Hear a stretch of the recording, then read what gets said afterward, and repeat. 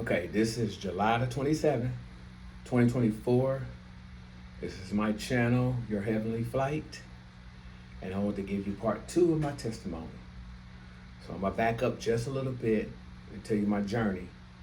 So as I was doing my journey, the new creation, like the Bible said, I'm a new creation, and I end up, getting with this guy that's in the neighborhood. He was a local pastor. He had a local church in our neighborhood, and he had a ministry. He had a traveling ministry, and we ended up doing a lot of things together. He already had been doing ministry and everything, so I just joined along with him, as a brother. I wasn't trying to be a preacher or anything like that. I was just there to give my testimony, to help out, to serve, whatever I need to do to help out the ministry.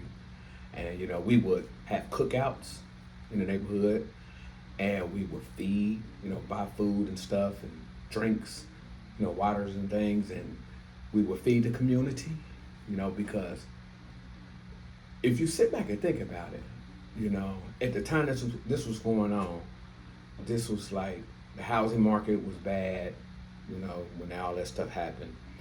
It was a lot of families.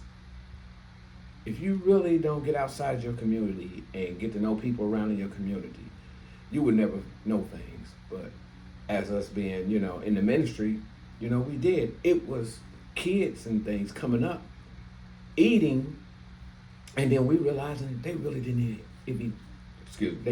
even have any food at home. So we were actually feeding everybody, because people are not gonna come and tell you the situation or anything. Some maybe, but majority of people are not. But we found out that a lot of the people in the community, they had these homes, nice little homes and everything, but it was like they really didn't have food to feed their family. So I just thank God that we were there, to help out for those, didn't want to share, what was going on with them, and those that did share, So that was like a blessing right there. And it was like we were able to help as much as we can. And I would travel with this minister, We would go to like detention centers, jails and stuff, do ministry in there to the inmates and everything. And I remember one year we actually went to the women's prison. I think it's in West Virginia. And let me tell you something, man. This was my first time doing this. When I went into that prison, went inside and I seen the women in there, I'm like, these women, they were made up, They had their nails and stuff, everything done. And they came in, they was on fire for the Lord. I mean, they came in, they sounded better than some of these choirs that was on the outside. I was like, these women really sound good. And they were crying out to God. I mean, genuinely. This wasn't no front or anything like that. They were actually really having church up in there. Better than some of the churches I'd have been to outside. I was like, whoa, this is nice. So, after that, I continued to do, regular ministry, with the pastor. We would go do other different things, as far as church and stuff like that, have outings and everything like that. But I, after he had moved, he had to move away. And so me and my wife was like, okay, we needed to find a church that we need to go to. So, we tried one church, that church really didn't work for us because, when I'm looking at these churches, I have to make sure really that they're lined up with the Bible. Because if you're not lined up with the Bible, that's a false church. I can't handle that right now. I couldn't handle that because I was just, still growing. So I'm still on the milk. As the Bible said, you got the milk for the babes, and then you got the meat for the people that's seasoned, in church. And the time was still, milk, and I had to make sure that the that the church is lined up with what the scripture said, not with what the pastor's saying, but what God is saying. So, went to that church, stuff was not right there. So me and my wife prayed. We was like, Lord, please lead us to the right church. And if there's anything that is not right in this church, please reveal it to us at the beginning. And he did do that.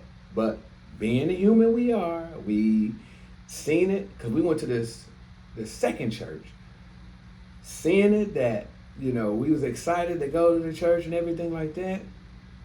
The first day we went there, we seen the things that God was against. But like I said, we're not perfect. We still make mistakes. I still make mistakes today. But I overlooked it. Well, we overlooked it at WIT. We invested, well, I won't say invested. We was in there for maybe a couple years. And then I just noticed a lot of things was out of order. I'm like, no, we're not supposed to be doing this. We're not supposed to be doing that. You're not supposed to be saying this or saying that. We got, churches claim, or pastors claiming that they the founders of church. And Jesus founded the church. Hey, you can't be a founder of no church. But I ain't gonna get into all that. But we noticed that, there's a lot of stuff going on with that church. And I was like, okay, man, so then we came, and so then we got out of that church, and then we went to another church. And this church basically really didn't even line up with how we believe. But it was like, okay, we just going to church just to go because we want to be, in church around other believers. And it was like, knowing we really had no business. So that was disobedience number 2. No, we really had no business doing that. So we got out of that church. So then we went to another church. And, we went to probably like 2, 3 or 4 churches. So this is reason why I want to start this channel, Your Heavenly Flight. Because we have to know what we need to know, the truth, in order to take flight and leave with God when he comes back. So, like I said, it took like 2 or 3 more churches. And I'm like, Lord, the stuff that I was learning, I was like, it was one of the churches that we went to, the last one, it was almost there. It was like something's, I'm not being fed all the way. So this went on from 2008 to 2015. And I'm like, Lord, I prayed and I asked him, I said, can you please send me the truth? I'm not being fed properly where I'm at, and I know it's more out there. I know the truth is out there.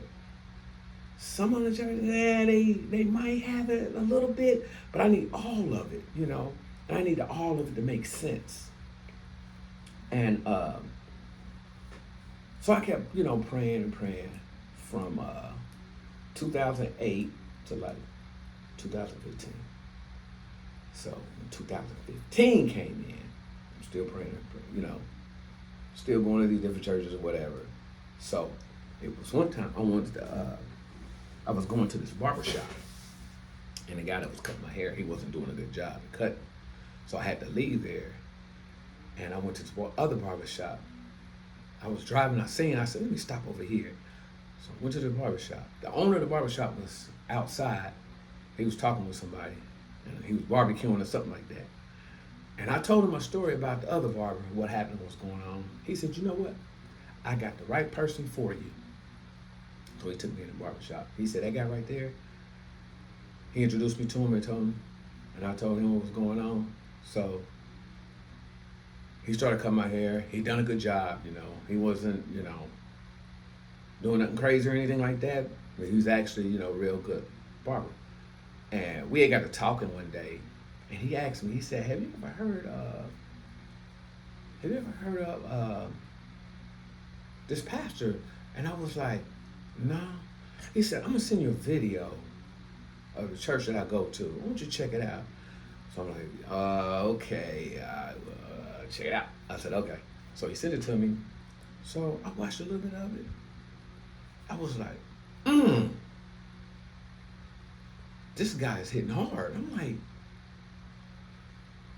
the stuff that he's preaching, I've never heard before. And I played it for my wife. And we didn't go to church that Sunday. We just sat down and watched the video together. And it was like, and we both like, man, this guy is hitting hard. I mean, he's just nailing you with the truth. I was like, yes, this is what I'm talking about. And then so I done some more stuff, and I got to talking with the guy at the bar, and he told me, yeah, they have a local temple here in Atlanta. So I started going to that temple. I said, and I started watching I found this YouTube channel. I started watching all his videos. Next thing I know, I was watching all his videos all day, every day. Because at the time, the job that I was doing, I was driving. So I was able to, listen to him on my phone while I'm in the truck driving. And I caught myself from the time I started working to the time it was time for me to go home and even getting in my car, watching it while I'm on my way home. I've done that every day, all day, for about a month. And I sat back and I realized I was like, I sat here and listened to this guy preach, and he answered all the questions that I had from back in 2008 to all the way up to 2015. He answered all and every question that I had. Now, take in mind, back then when I had questions, I asked the pastors. They either tell me something else that didn't line up with what I was asking, or they'll be like, don't worry about that right now, focus on this. And I'm like, no, this is in the Bible for a reason, for me to learn. So it was like always the runaround with folks. And then you had one pastor that basically he was just doing his own false doctrine. He was using doctrine from hand-me-down that he got from, the bishop. And I was like, no, that really doesn't sound right. But getting back to this present one, I was like, this is it. This is what I've been searching for those, I think it was like 7 or 8 years. This is what I've been searching for. And I waited, I kept praying, I kept asking God, the truth is out here, the truth is out here. And I was like, I gotta find the truth. I kept praying, and it came to me.